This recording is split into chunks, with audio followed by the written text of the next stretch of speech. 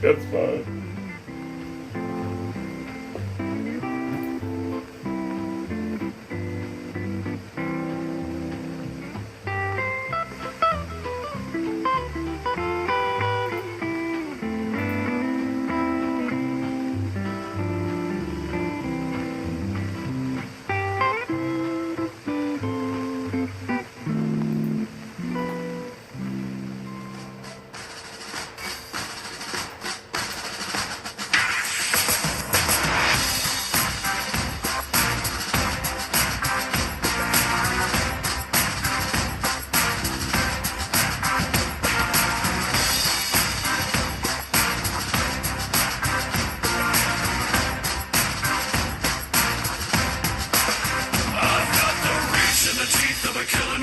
With a need to bleed you when the light goes green.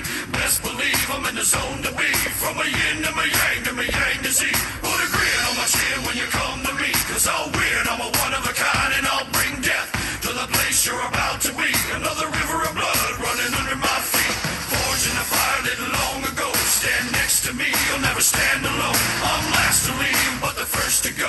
Lord, make me dead before you make me old. I feed on the fear of the devil inside of the enemy. Faces in my sight. Aim with a hand, shoot with a mind, kill with a heart like Arctic ice. I am a soldier and I'm marching on. I am a soldier and I'm marching on. I am a warrior, this is my song. I am a warrior and this is my song. I'm basking the glow of the rising war. Lay waste to the ground of an enemy shore. Wade through the blood spilled on the floor. And if another one stands, I'll kill some more. Bullet in the breach and a fire in me. Like a cigarette thrown to gasoline. If death don't bring you fear, I swear you'll fear these marching feet. Come to the nightmare, come to me. Deep down in the dark where the devil be. In the mall where the jaws and the razor teeth. Where the brimstone burns and the angel weeps. Call to the gods and across your path. And my silhouette hangs like a body bag. Hope is a moment now long past. The shadow of death is the one I cast. I am a soldier and I'm marching on. I am a warrior and this is my song. My eyes are steel and my gaze is long. I am a warrior and this is my song. We're not just going to shoot the bastard. We're going to cut out their living guts and use them to grease the treads of our tanks.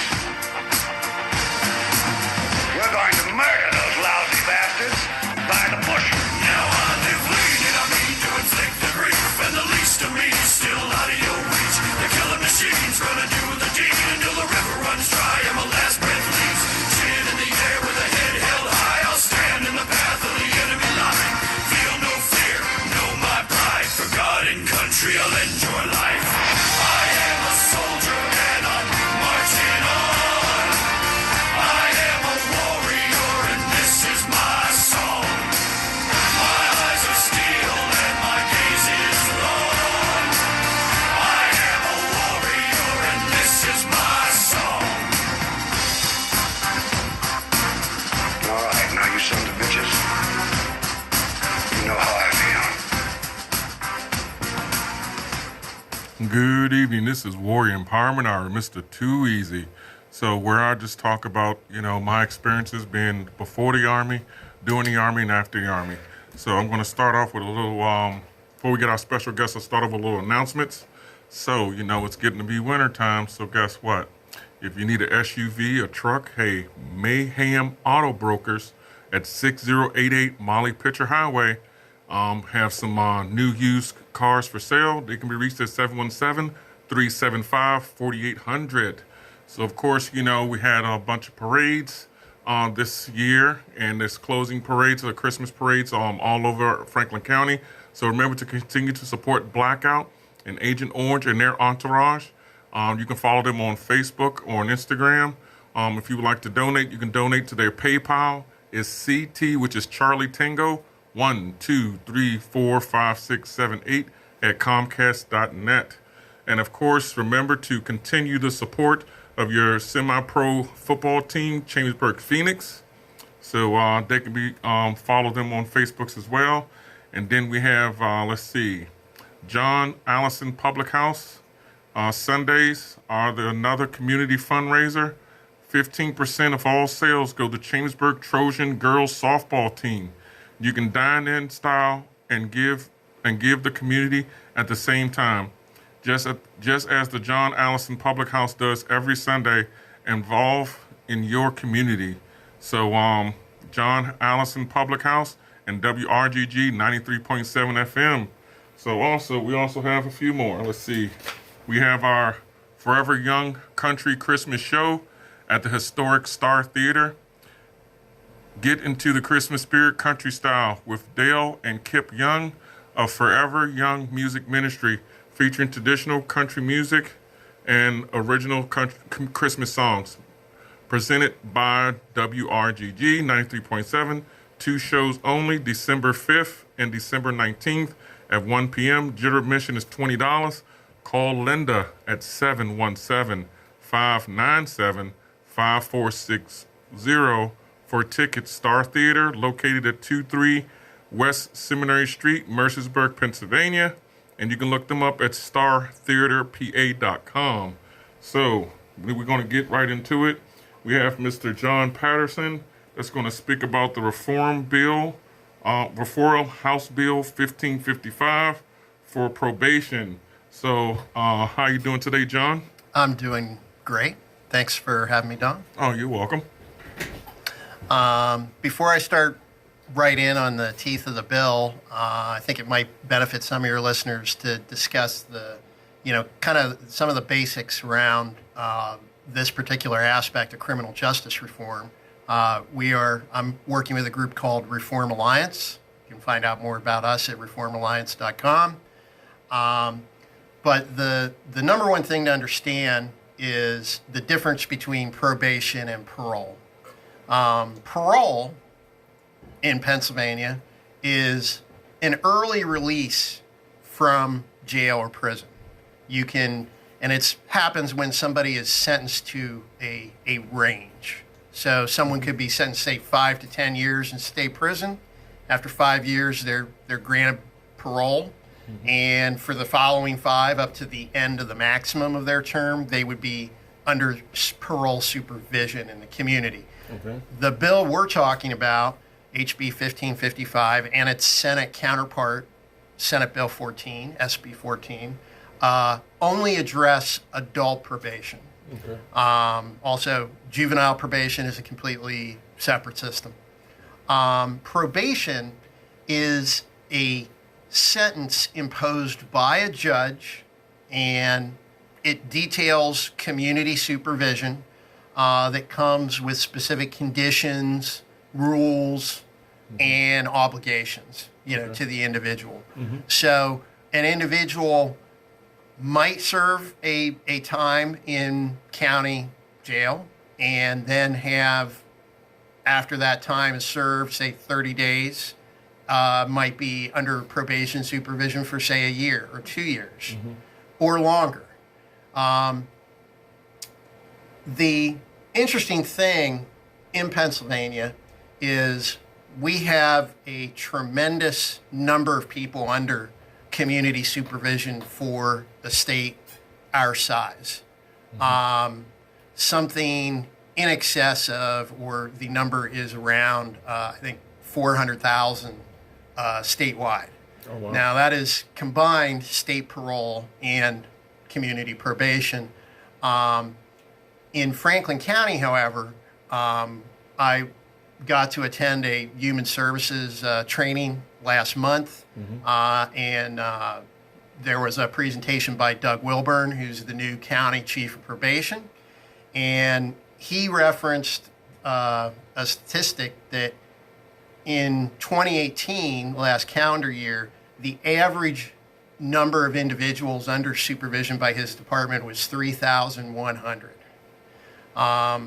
So that really means, since the population of Franklin County is 155,000, that 1 in 50, or 2%, of all residents of any age are under supervision by the probation department. Wow. That's a big number. Yeah, that is actually. When you break it down like that per county and how many residents, that is a big number. Yeah, and Doug did not know. I actually asked if that was unusual. And the other thing is, it may not be fair or easy to compare counties that are of drastically different sizes. Like Right. you could compare us to York, but York has like 3 or 4 times the population, Right. at least, of Franklin County. It might even be more than that. But there is, we are a county of a certain class, and I think there are 7 or 8 other counties like that. And he said we had the second highest, raw number of the average. So we were at the high end amongst counties with similar population profiles. Okay. So now, why that is could be anybody's guess. There was another factor on this slide down at the bottom that in 2019, and I'm not sure when the cutoff of this was. I think he prepared this presentation in September or earlier. It might even been halfway through the year, but they had almost 2,000 intakes into probation and about 1,250 discharges. So what that tells you is whatever the number was going into the year, it grew by about 700, during the course of 2019. So probation is something that affects, obviously, a large number of people. It's fairly well known in the community that Franklin County, again, for whatever reason, has a very high rate of DUI arrests and convictions, driving under the influence, throughout the state. I know at least at one time it had literally the highest rate per capita of driving under the influence. Again, convictions. Okay. Not necessarily, we don't know the people who aren't caught. Yeah. We don't know how many of them. Right. That would be difficult to predict. Yeah. But so that is, and I think there was another slide in this presentation where they talked about it was around somewhere over the last 3 years, about 500 or 600 DUI cases each year. Oh, wow. So that represents a significant portion of the individuals, under community supervision through probation. Anyhow, so now we understand the difference. I'm going to describe what I see as one of the problems with probation. Probation, when it was first started, and this goes back to like the early days of the colonies, supposedly, there was some guy in, I think he was a shoe cobbler up in Massachusetts and Boston. And someone he knew was like I think the term at the time was a habitual drunkard, and he was always causing problems. And a judge was going to put him in jail, and this guy appealed to the judge and said, no, I'll vouch for him. I'll work with him to kind of help him get back on his feet, rehabilitate him, and, to keep him out of jail. Right.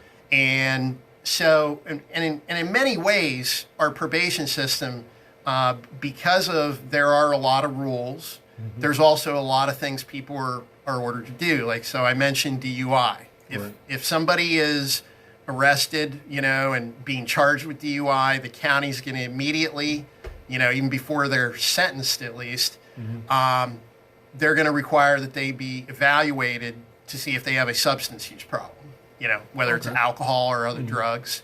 And based on the result of that, they could be ordered to participate in different kinds of treatment.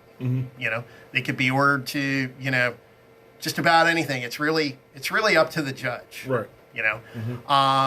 There's also other things about there are alcohol safe driving classes that every DUI offender is required to participate in. Oh, okay. They may also have other things available to them. So, depending on, again, them and what's decided, I mean, they might have to go to an inpatient rehabilitation center. They might have to participate in what's called intensive outpatient, which is multiple days a week group therapy. Okay. They could be ordered to individual therapy.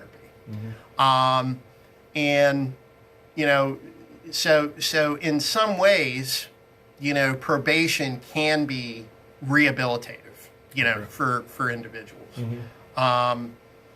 However, there are also a whole host of other rules, some of which are sometimes vague sounding, or you could fall into a trap of violating them without realizing it.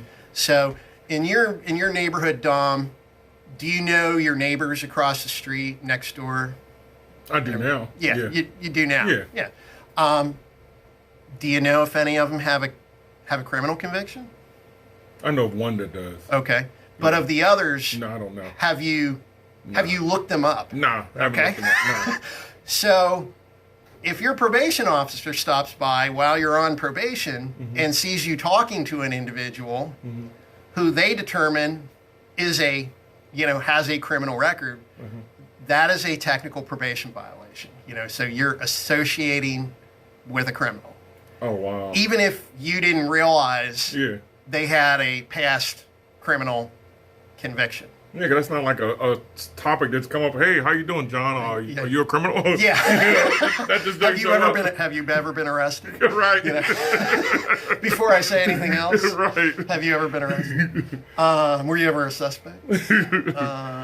Yeah. So, that's one thing. Another thing is, depending on what type of probation you're under, most of that 30, so we said last year there was an average of 3,100. Yeah. There's a very small number of those. I think later in the presentation he said it was around 150 or 200, so it was less than 10% were on what's called administrative or court probation. Okay. And one of the reasons I'm so interested in reform is at one time 30 years ago, I was on administrative or court probation because I had been arrested and I had essentially pled guilty to driving under the influence. Actually, I didn't realize I pled guilty because I went through a program called ARD, or Accelerated Rehabilitative Disposition. But basically, when you enroll in ARD, you are pleading guilty. Oh, wow. Yeah, I didn't realize it, but that's how it works. Wow. Indirectly plead found guilty. out after the fact from an attorney. But in any case, while I was on ARD, I was ordered to do certain things. I had to pay fines, because I was arrested by a municipal police department, in this case, State College Police up in Center County, and not the state police. I actually had to pay significantly more fines.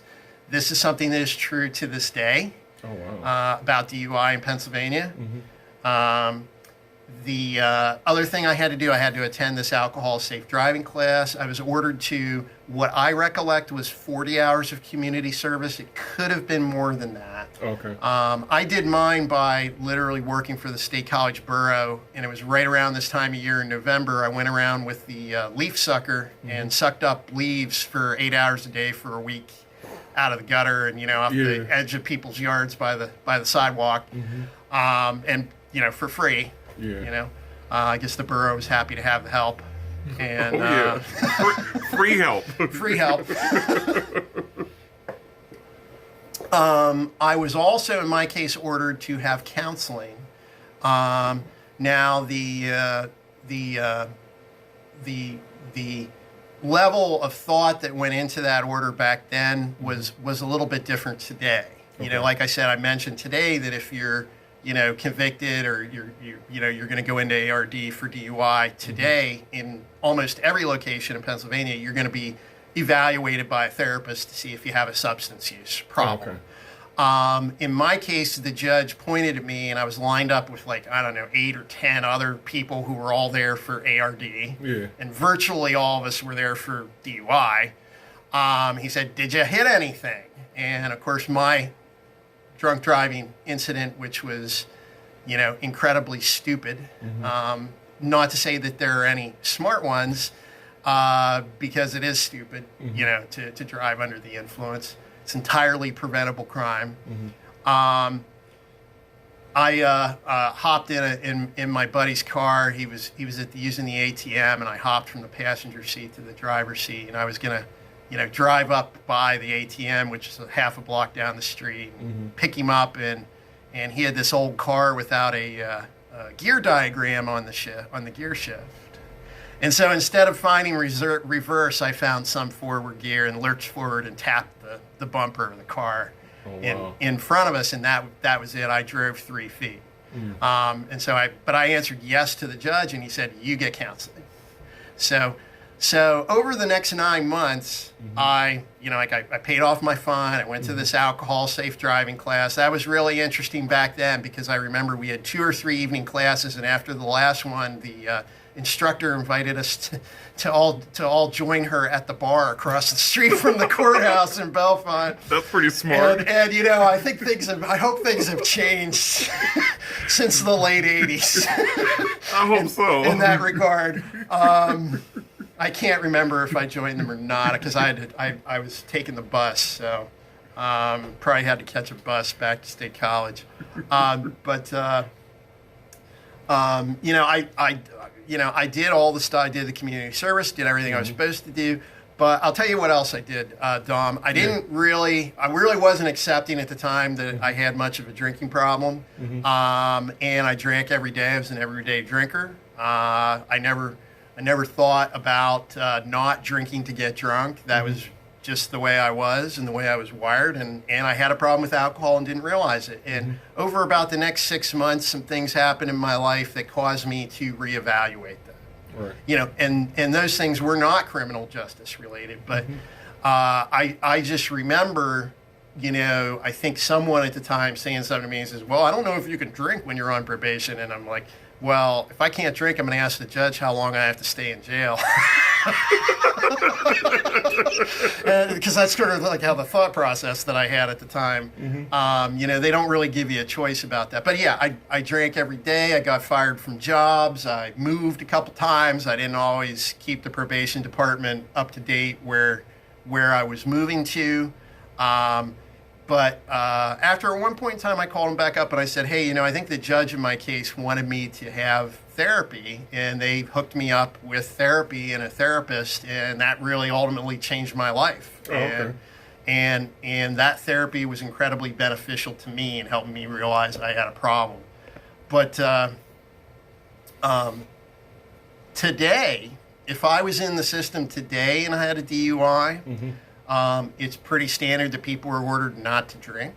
Okay. Now, repeat offenders or people that they have a reason to, they can be outfitted with what are called scram devices. So these look like an ankle monitor, like a GPS monitor for someone on house arrest, but they're not.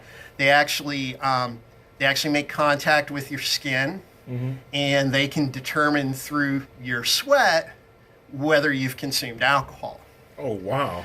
Yeah. And that's one way that they can do it. Another way is the probation officer can show up at your house basically with a breathalyzer and say, hey, John, I want you to, it's 11 o'clock on a Friday night. I want you to blow into this to see what you were up to. Yeah.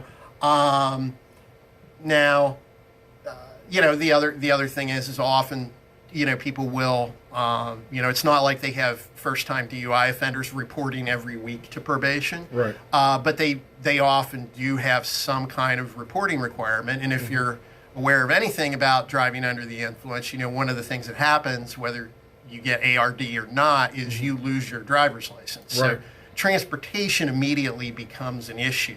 Oh, yeah. For those people, especially in Franklin County where we have literally zero public transportation options. It is, yeah. It's literally zero public transportation. Yeah.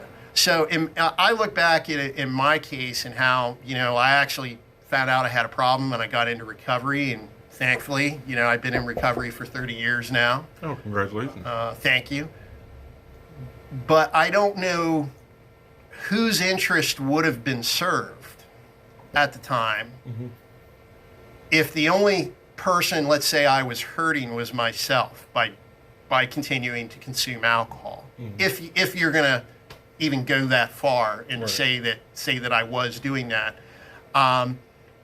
how is the community safety being served by potentially incarcerating me as a result? Because under current Pennsylvania law, any violation, the slimmest violation of probation, such as being 5 minutes late to a meeting of your, with your probation officer, can result in your incarceration. No, just being late to a meeting. Just being late to a meeting. Now, I don't believe that typically happens. Right. The point is, under current law, it could. Yeah. And if we know anything about the law, as we read different stories about things that happen to different people, we know that the law is not universally applied, and it is not always applied fairly. Right. So essentially, it's your mileage may vary when it comes to your relationship with the probation officer assigned to your case. And I hope you really get along well. Right. In case you have a flat tire on your way to meet with them. Yeah. Or if your Uber's running late. Yeah, or if your taxi's running late, or your neighbor who promised to take you had an emergency with their kids that they had to deal with, and that had to come first. Yeah. So,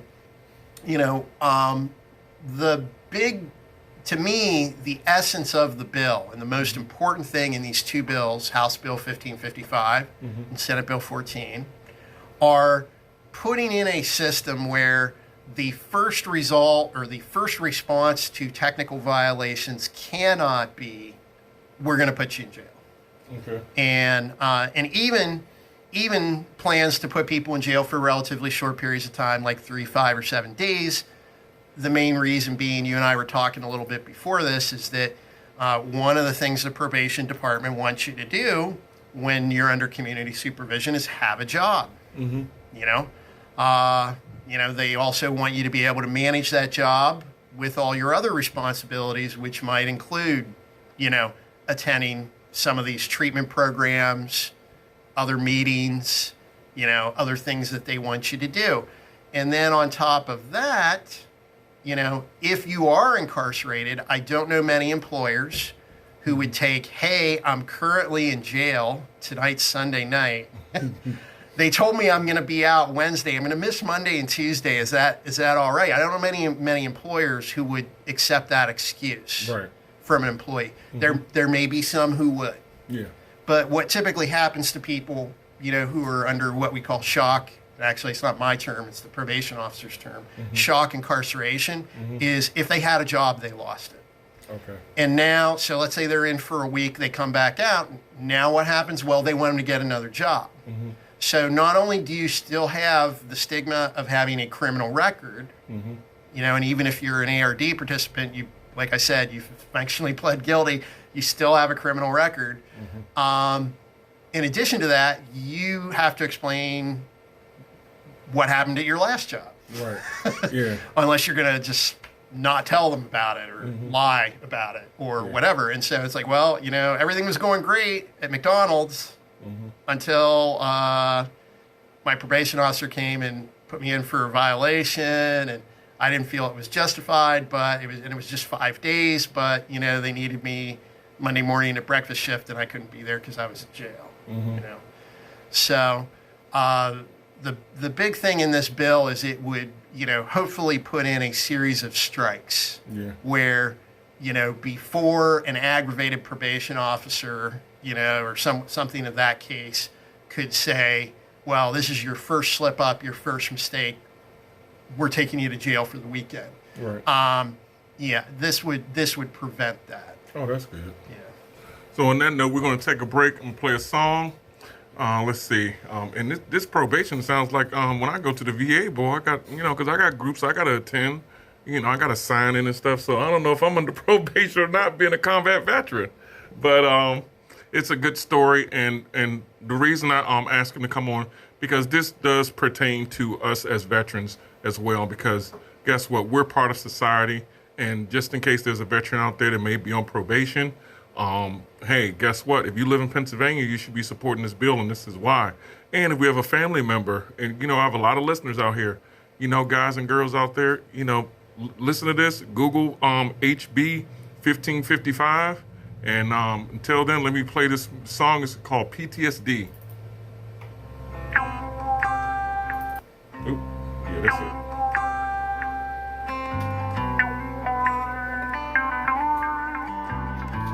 good so far? I'm not Oh rambling. yeah, it's good.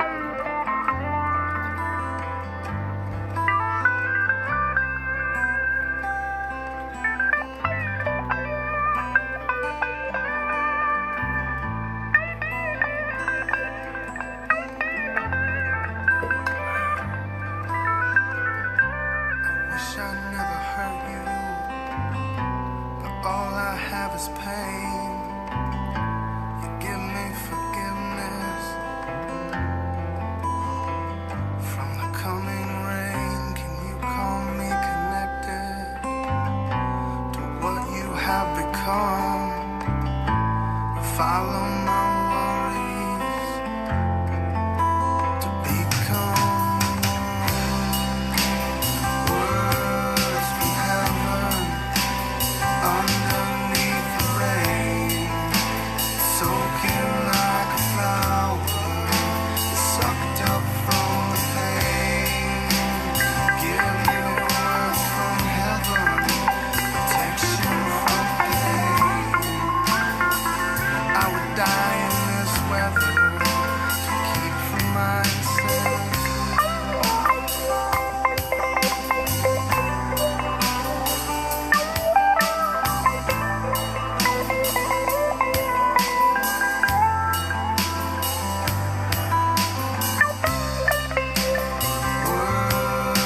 heaven underneath the rain, soaking like a flower, sucked up from the pain. Give me words from heaven, protection from pain.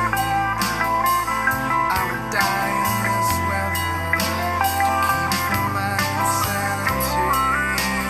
Give me words from heaven, protection from pain.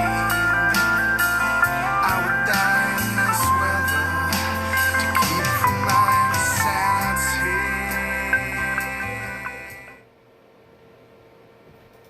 Alrighty, and we're back. So this is Mr. Too Easy. We're back, and this is WRGG 93.7 FM. This is Warrior Empowerment Hour, and we have Mr. John Patterson talking about HB 1555, the probation bill that's coming up for the state side and the Senate side. Senate side is SB 14. So I'll give it over to John. There you go, John. All right, thank you, Dom. So I talked a little bit about putting in a series of strikes, for so that if somebody makes a mistake, the first result can't be incarceration for them, to kind of give people a second or third chance while they have all these competing responsibilities. The other thing that we would really like to see in the final version of the bill, and because this is going through the legislature, I can't tell you what the final version of the bill might be. Right. But one of our proposals was to put in a system of positive incentives. So I mentioned to you like some of the things I did when I was on probation. I had community service, I had fines, I had alcohol safe driving, and then I had therapy. And that's, not especially unique or common even compared to individuals today. What we would like to do is to see a system where if someone is doing all the things they're supposed to do, they're seeking or obtaining or getting employment, they're paying restitution or child support, they're paying off their fines, they're participating in their treatment, that for every month someone does the things they're supposed to do, we want to shave a little time off their probation sentence, say like a week. Okay. So if someone's put on probation for, let's say, a period of a year, maybe by 10 and a half months through the process, they've got enough good time credits Right. that they can be dismissed from probation early. Right. So this gives people positive incentives, that it's not just, the stick, hey, if you screw up, I'm going to take you to jail. Right. But we also put a carrot out there, hey, if you do all the things that the court has asked you to do, and that as your probation officer I'm asking you to do, that you can get out from under this early, Right. And to me, that just makes all the sense. Yeah, that sounds pretty good to me. That's like if you I guess if you're locked up, you get off of good behavior. So, Yeah. you know, hey, it's along the same lines. Well, that's exactly how people qualify to be paroled. You know, whether it's at the county parole level or at the state prison parole level, if you go to jail or you go to prison and they offer you different classes, different educational opportunities, work release, if that's available, it often is at the county level, and you don't participate in anything, you're not earning Right. good time credit. Right. Whereas if you do participate in those things and take advantage of, you know, things that are offered, you very will likely serve, you know, closer to the minimum than the maximum of the sentence. And I think that's probably as it should be. Yeah, and it's a win-win for both parties, for yourself, because you've either learning a trade or getting self-gratification and you're putting yourself out there, and also for the community and for the county and for the state, because now you're a productive citizen again. Yeah, exactly right. Yeah. So two of the other features of the bill, one is expanding due process rights. You and I spoke a little bit before we went on the air, and I explained how, at least in Franklin County, if you are accused of a probation violation and you are incarcerated, you know, and the probation officer and their supervisor decide together, well, you know, for John, we think going to jail for 30 days is the answer. You still qualify under a Supreme Court case called the Gagnon case. Okay. And I may or may not be pronouncing that correctly, but that's how I've heard it pronounced, Gagnon. You're entitled to a hearing. However, and you are entitled actually to legal representation at that hearing, but only if you can afford an attorney and you can communicate with them and they can make themselves available to when that Gagnon hearing is going to be. My understanding is public defenders are not currently, you know, provided to individuals for what are called Gagnon 1 hearings. Oh, wow. Or short-term, you know, short-term incarceration, say a week or something like that. At that hearing, it is actually not in front of a judge, but as we discussed, it's actually a colleague, although not a direct supervisor or subordinate. It's another probation officer that basically hears you out, the individual who's justice involved and the probation officer, and decides, you know, was this action, you know, was this justified, or did the person actually do what the probation officer said they did? Right. You know, just as and the standard of evidence there, I believe, is based on a preponderance of the evidence. So that's like 51%, not beyond a reasonable doubt. Right. So, you know, we would like to change that system. We would like to have people who are still incarcerated, you know, maybe they hit their third or fourth strike. We would like to have that hearing be in front of a judge. We don't think having, you know, coworkers who may be backing each other up when they're serving a warrant. Right.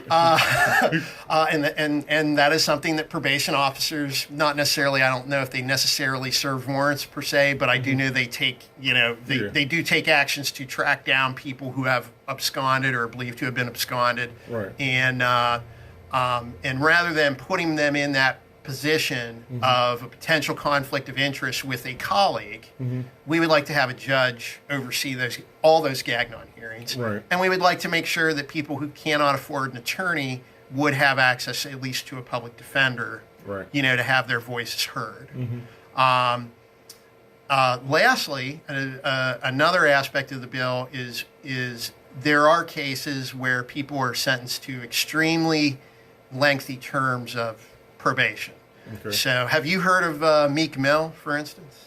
I've heard the name. You've heard the name. So he's a rap artist or hip hop.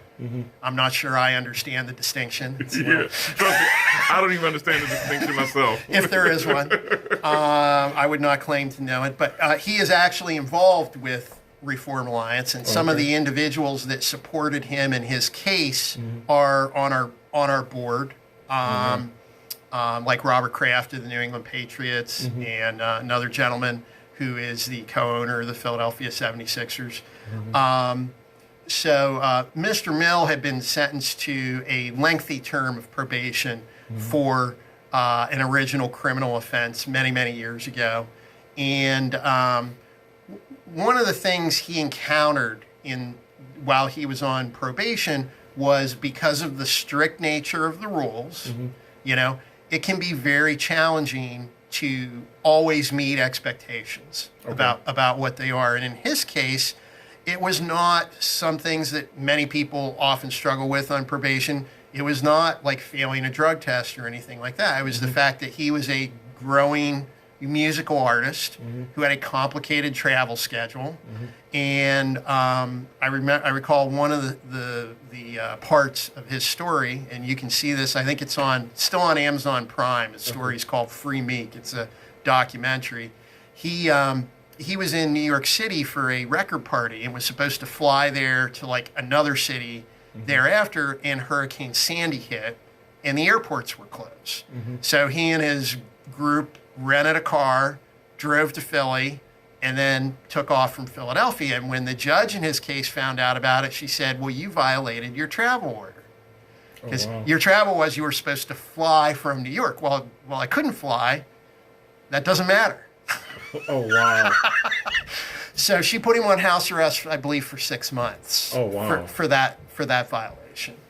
But unfortunately, you know, that isn't the worst thing that happens to people. You know, oftentimes people will have their, you know, will be incarcerated, you know, for periods of time. They can also be, you know, put on house arrest or more restrictive things as a result of it. But probably the most severe thing, and in talking with people in the community, you know, the most, in my view, the most egregious examples of a broken probation system are when people, because of a technical violation, are resentenced to state prison time. Because this is within the power of a judge, you know, and I would like to say that our reform completely takes that away. It does not. Okay. But some of the cases I've heard are people with, you know, relatively few or limited number of, you know, probation violations, having their probation terminated. And when it's terminated, the judge can go back and look at, well, you know, what was the max sentence that's on the state law books for this particular offense, and this is what happens to people. I know a woman who was on probation. She lost her housing in Franklin County. The only place she was approved to live with was her father's place in Hagerstown, Maryland. Now, she didn't have a car. I don't even think she may not have had a valid driver's license at the time either. But, you know, it was basically live in Hagerstown, Maryland, where we've pre-approved you to live, and still travel back bi-weekly to make all these appointments, or we can take you to jail. Oh, wow. So she took Hagerstown, Maryland. As a result, she missed some of her appointments. They listed her as absconded. They took her in front of the judge. The judge said, well, I've done it. I've tried everything I can with you. And the individual in this case was asking to be sent to, you know, drug and alcohol treatment. The judge wasn't having it. Sentenced her to, I think, 10 to 40 months in state prison. So she went to Muncie, you know, as a result of a misdemeanor conviction. And I won't even mention what it was because it's not worth it. But this can happen to people. And I've actually met her. She's out of state prison. That was how I found out about her story. And unfortunately, you know, for her, the happy thing in her story was while she was in state prison, she got access to some treatment that she felt she really needed. She was very satisfied with that. And she's actually very happy on parole now versus probation. Oh, wow. Because she believes that, and, you know, she had different officers over the couple years that she was on probation that supervised her. And actually, she told me the ones that she was directly involved with that supervised her, she had no problem with. Right. It was the case of a particular probation officer who violated her on another issue, and she doesn't even know how that person got involved. You know, that she really had a problem with their conduct, and that was something when I met with the chief of county probation. I said, is I've talked to people with some horror stories about things happening to them on probation, But the one thing they all say is that they've all had positive experiences with probation officers in Franklin County. We recognize they're not, the enemy in any way. They help keep us safe, Right. literally. But what we want to do with this bill is, put some limits on things. Yeah. Just have it make a little bit more rational sense. We think, a system of soft caps of depending on the severity of your offense. Basically around 5 years if you're convicted of a felony, a couple years if you're convicted of a misdemeanor, is sufficient. Yeah. Now, if somebody's convicted of a new offense or charged with a new offense, that is not just a technical probation violation. Right. And not all of these safeguards, apply in those cases. Right. And you could be sentenced to further, probation time or jail time or whatever. Yeah. Or maybe a more severe sentence because you were already on probation for that new offense. Okay. If you're convicted of it. Yeah. Certainly, no issues with that whatsoever. But we would like there to be, we would like probation to be more of a system where people are helped up rather than pulled down by quicksand Right. under a very complex, complicated system of rules and procedures Yeah. that, based on all the other limitations and things they have going against them, having that criminal record, Yeah. maybe probably not being able to drive or having transportation challenges, Right. that, that they have a shot to kind of, move on with their lives and not become for probation to be a revolving door Right. of county jail or state prison. And if I just want to mention one other thing mentioning state prison, I'll just Yeah. leave you with one more fact. I know we're running out of time, and that No is, problem. right now, even though we're only looking at probation, I would love it if someday we come back and look at the parole system, because right now, more people are entering state prison in Pennsylvania for parole violations than are being convicted and sentenced for crimes. Oh, wow. Yeah. So on that note, guys, you heard it here first. Can I make one more request? Yeah, go ahead. Yeah. So one other thing, if people are, this is not just something passive that you're not involved. If you can, we'd love for you to call your state representative and tell them you support House Bill 1555, the Smart Probation Act, especially if you live in Chambersburg or in that area. And your representative is Rob Kaufman. His number is 717-264-3943. If you live down in the Greencastle or Waynesboro area, your state representative is Paul Schemmel. He is also on the Judiciary Committee, and his number is 717-749-7384. All righty. Thank you. Oh, no problem. Thanks for coming on the show, Mr. John. So you heard it here first, HB 1555 and SB14, the what is it again? Smart Probation Yes, Act. Smart I didn't want to get the two of them mixed up. So the Smart Probation Act. So as you guys already know, you listen to WRGG 93.7 FM, and it's Warrior Empowerment Hour with Mr. Too Easy. So as always, be mentally strong, physically strong, socially strong like we are now, and spiritually strong. So my ending song is Wiz Khalifa, Till I See You Again. So until I see you guys again.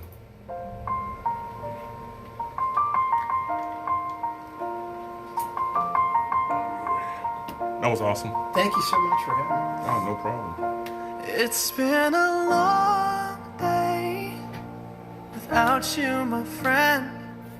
And I'll tell you all about it when I see you again. We've come a long way from where we began. Oh, I'll tell you all about it when I see you again. When I see you again.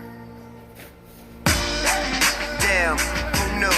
All the planes we flew, good things we've been through. That I'll be standing right here talking to you about another path. I know we love to hit the road and laugh, but something told me that it wouldn't last. Had to switch up, look at things different, see the bigger picture. Those